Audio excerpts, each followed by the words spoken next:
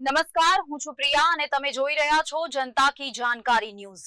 નજર કરીએ આજના સમાચાર ઉપર। અમરેલી વિસાવદર બ્રોડગેજ રેલવે સુવિધાની માંગને લઈને વિસાવદરમાં યોજાયેલી સહી ઝુંબેશને જબરદસ્ત પ્રતિસાદ મળ્યો છે। 8,000થી વધુ નાગરિકોએ સહીઓ કરી માંગને સમર્થન આપ્યું હતું। જૂના બસ સ્ટેશન ચોક ખાતે યોજાયેલી ઝુંબેશમાં માજી ધારાસભ્ય હર્ષદભાઈ રીબડિયા, ચેમ્બર ઓફ કોમર્સના આગેવાનો સહિત અનેક સામાજિક અને રાજકીય આગેવાનો જોડાયા હતા।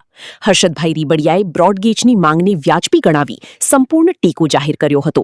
ચેમ્બર ઓફ કોમર્સે પણ આ માંગ માટે અંત સુધી લડત આપવાની ખાતરી આપી હતી। હું હર્ષદ રીબડિયા, પૂર્વ ધારાસભ્ય વિસાવદર, ભેસાણ તેમજ જૂનાગઢ ગ્રામ્ય। આજે આવેદનપત્ર આપ્યું છે રેલવે વિભાગને। ખાસ કરીને અમારે ધારી પત્રકાર સંઘ દ્વારા આયોજિત વિસાવદર ધારી ચલાળા બ્રોડગેજ લાઇનના કામ માટે અહીંયા એક સહી ઝુંબેશનું આંદોલન રાખવામાં આવ્યું હતું। એમાં અમારા ચેમ્બર ઓફ કોમર્સના પ્રમુખ દિલીપભાઈ તેમજ આ વેપારી મંડળ અને તમામ સંસ્થાઓ અમારી વિસાવદરની એને ટેકો જાહેર કર્યો છે।